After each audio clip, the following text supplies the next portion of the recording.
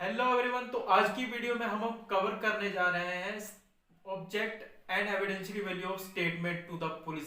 Statement to the police कहाँ है? Section 161 of the CrPC में।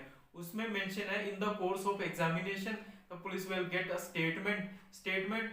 आगे जो सेक्शन 162 है ना, उसके उसमें दिया गया है द पर्पस क्या है उस स्टेटमेंट का, और ऑब्जेक्ट क्या है, और कहाँ पे इस स्टेटमेंट को बार किया जा सकता है। इसको हम डीपली स्टेप बाय स्टेप देखने जा रहे हैं। सेक्शन 162 को कवर करने जा रहे हैं। तो इसमें फर्स्ट ऑफ ऑल दिया गया है shall not be signed, mean जो स्टेटमेंट है वो साइन नहीं किया जाएगा बाय द विटनेसेस और एनी अदर पर्सन। मीन जिसने भी स्टेटमेंट दी है ना, उसके द्वारा वो स्टेटमेंट साइन नहीं किया जाएगा।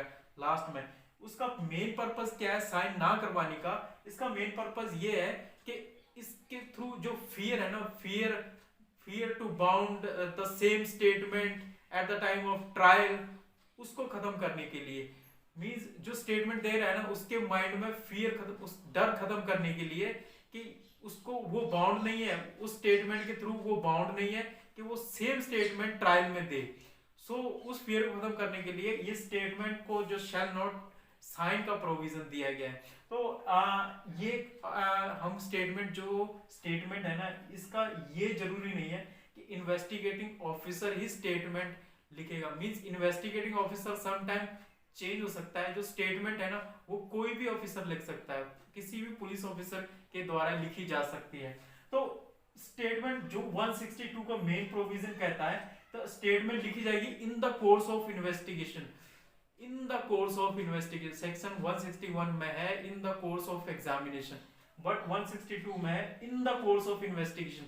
मेन डिफरेंस क्या है इन दोनों में? मेन डिफरेंस ये है कि जो सेक्शन 162 है ना, इन द कोर्स ऑफ इन्वेस्टिगेशन, ये एक ब्रॉडर टर्म है।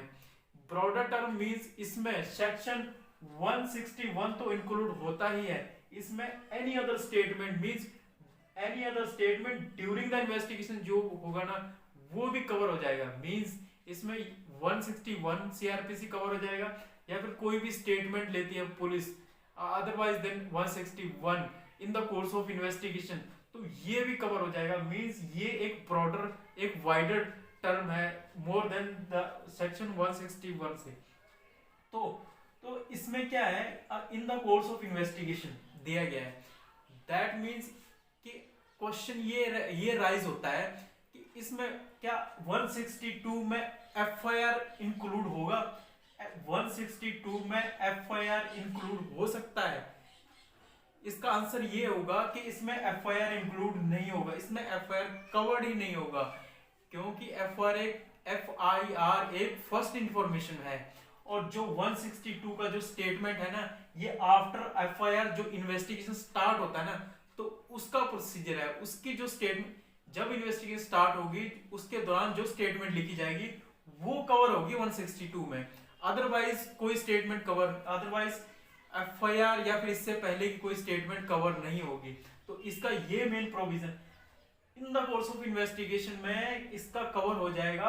आफ्टर एफआईआर जो इन्वेस्टिगेशन होती है ना, टिल आफ्टर एफआईआर जो इन्वेस्टिगेशन होती है, टिल द फाइनल रिपोर्ट, ये सब कुछ इन द कोर्स ऑफ इन्वेस्टिगेशन में कवर हो जाएगा। इसीलिए ये एक वाइडर या फिर ब्रॉडर टर्म है इन द कोर्स ऑफ इन्वेस्टिगेशन। आगे हम देखते हैं 162 है ना, जो मेन प्रोविजन 162 का प्रोविजन है ना, वो बार क्रिएट करता है। Bar to create to use of the statement under section 161 means ये 161 का जो स्टेटमेंट है ना, उसको यूज करने में बार क्रिएट करता है। ये सिंपली कहता है कि 161 का जो स्टेटमेंट या फिर any other statement in the course of investigation, उसको यूज नहीं किया जा सकता इन द इंक्वायरी और या फिर in the trial.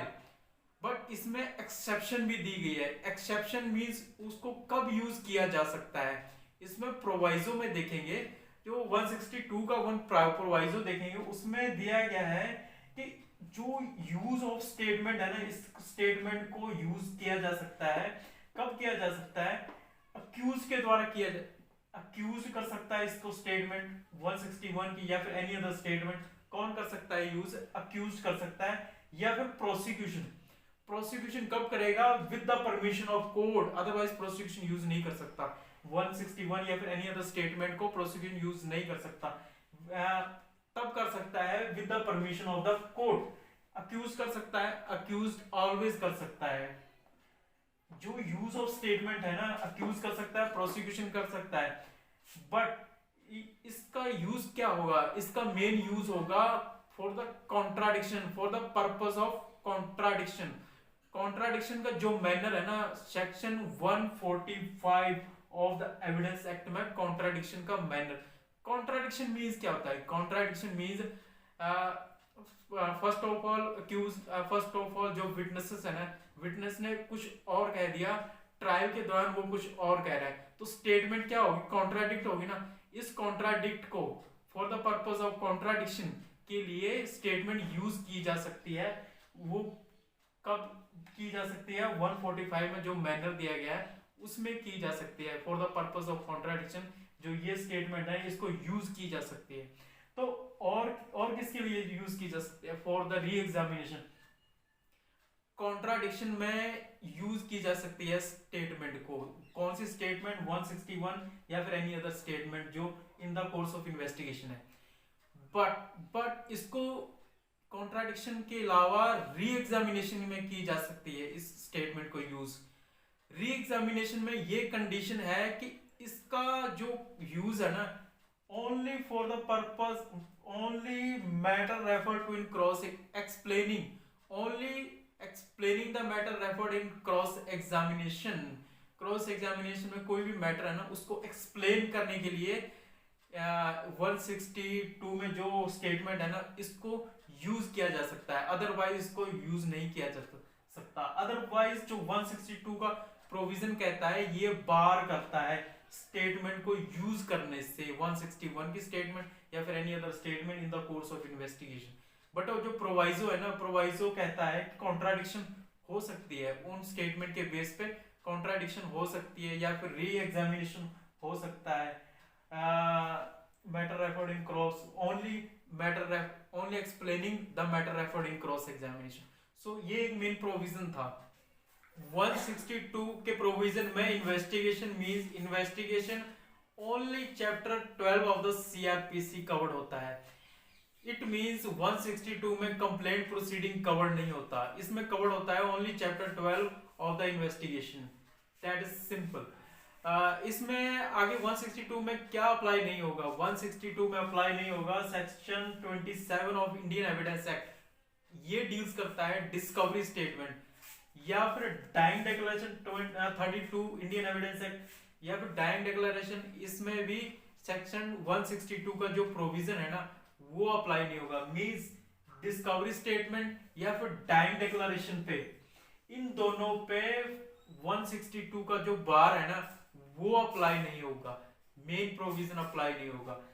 That means dying declaration और डिस्कवरी स्टेटमेंट एज सिंपल जो रेलेवेंट माना जाएगा इन ड्यूरिंग द ट्रायल, वो रेलेवेंट माना जाएगा as a rule of evidence. Then contradiction की बात करें, जो मेन प्रोविजन कहता है कि 162 में हम कॉन्ट्राडिक्शन कर सकते हैं, अदरवाइज ये बार करता है statement, use of statement. Contradiction क्या है? कॉन्ट्राडिक्शन सिर्फ किन फैक्ट पे किया जा सकता है? Only significant and relevant fact पे ही कॉन्ट्राडिक्शन किया जा सकता है। जो ये क्वेश्चन है ना, the whether the fact is relevant और सिग्निफिकेंट, ये क्या होगा? ये क्वेश्चन ऑफ फैक्ट होगा। ये हमको दिया गया है एक्सप्लेनेशन में। So this is a whole section of 162. I hope you understand very well.